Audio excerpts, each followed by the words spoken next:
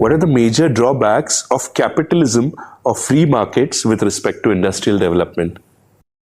As I said some time back, in free market economy, everything is left to market forces. The government does not control anything. That is another extreme. In communist, government controlled every single thing. In license quota permit Raj, government did try to control some things, at least at top level, at strategic level you can say, or not at day-to-day working level, but at higher level. Okay. But in capitalist economy, there is absolutely no control. And whenever things are left for free market, it leads to all kinds of corruption.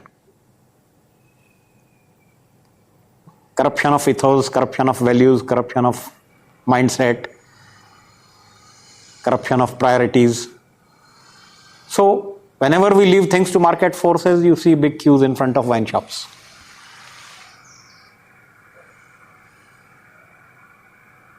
It has a corrupting influence. Because, ironically, corruption follows the rules of economics, idealism doesn't. So idealism must be enforced by leadership. Good things must be enforced by leadership. Bad things happen by market forces. Okay? Corruption itself is driven by market force. There is a demand and supply. There is so many laws of economics which are applicable to corruption also. And to underworld also, for that matter. Okay? So another thing happens that, okay, one day 10 people will jump into bandwagon of low-cost airlines. Of them, 8 will die out and only 2 will survive.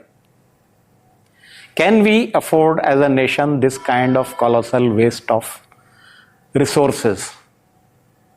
Natural resources, economic resources, emotional resources, resources of employment, employability, everything. Societal mindset. Everything takes toll. Free economy will take toll of everything. Just to establish that yes, only fittest will survive. Now, going by the sustainability consideration for the whole world, the environment which is deteriorating, thanks to this capitalist economy. If we had planned our industry, our industrial growth, who shall make what and how much, who shall be paid what and how much, we would not have eroded the environment so much.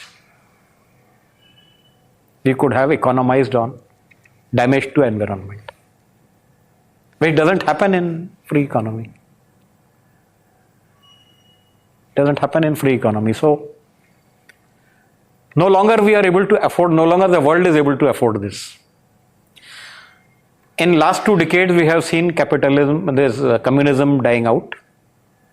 In next decade, even capitalism may die out in the same way. It's not going to be sustainable. Coming back to Indian mindset,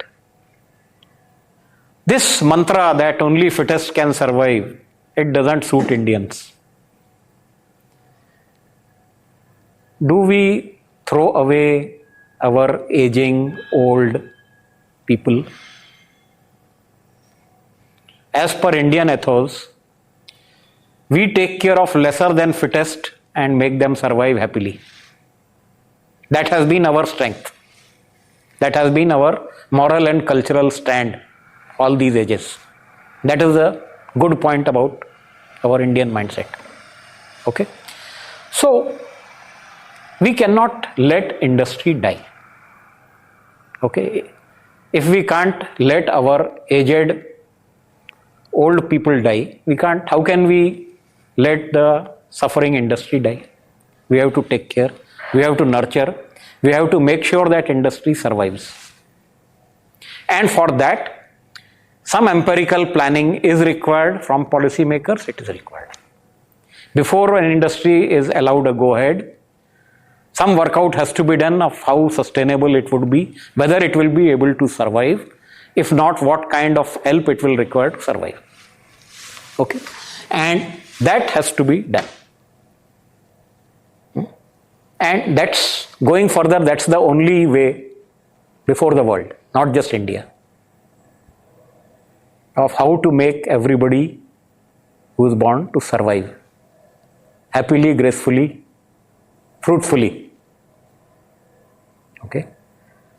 So, license, quota, permit, Raj can return in some way, but it is required. Some control is required. Like in Western economies, governments do have some kind of control. For example, in Canada, government does control something. It's not free market like what it is in US. So also in Germany or even in UK, how much salary one will get for a job is decided by government. You can't just jump the jobs and get any salary. So there is some control. There is some control. So that control is very much required. Okay. What we have to take care is that, okay, whatever ills we had of corruption, nepotism, etc., those should not corrupt our picture, the working picture in India.